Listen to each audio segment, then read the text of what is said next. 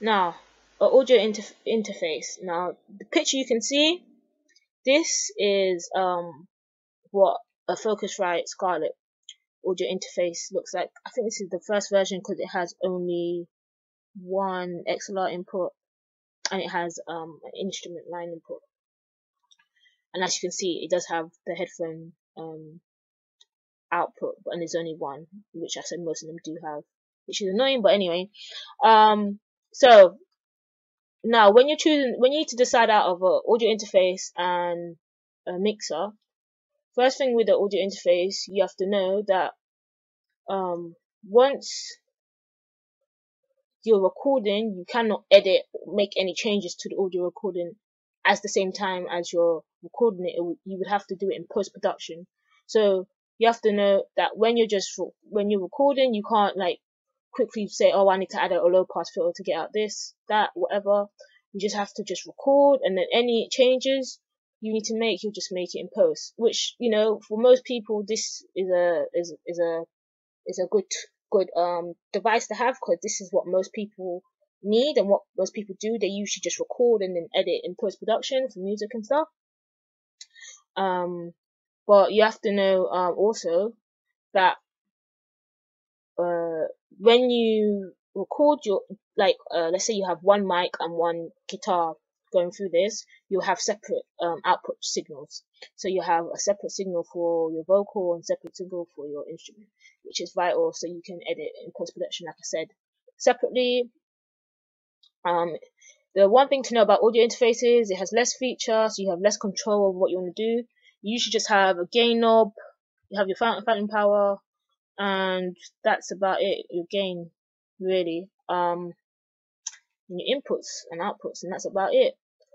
Usually audio interfaces, like back a long time ago, it had latency issues, but that's no longer an issue. That's why it's being used more now. But that's why before it wasn't really being used.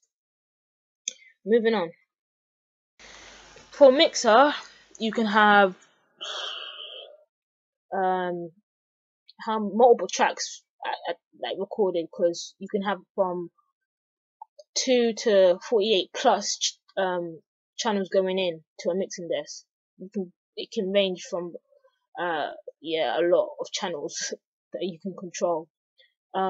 You can control it in lifetime, so as you're actually recording, so you can edit, limit, compress on the decks while people are playing, or at the same time, or recording any input going into it. So I know a mixing desk is usually used for live gigs and stuff, but depending on what you want to do, you can use this also, because it does have multiple things you can do to the audio signal as it's coming in. Just know that when you have all the signals going in, so you could have like 5 signals going in, you don't get individual outputs like on the audio interface. You have one stereo or mono, depending on how you connect it, output. So when you want to edit, you just have that one stereo track. So you have to know that, yeah, you have to know that can be an issue. So you have to make sure you get everything done properly, like in terms of any of the effects or volumes or whatever that you're setting on it and you're recording. This is usually used for live broadcasting and podcasts, because as people are talking, you would want to change stuff to compensate for any issues that's going on at the same time as you're recording. So yeah, that's why a mixer would be used. My chosen pick. Now I've decided to pick an audio interface, and this is because I only need a few inputs and one output, because I'm only going to be listening to the output that's coming out, and I'm not really recording any vocalists or anything that I need to record at this moment in time.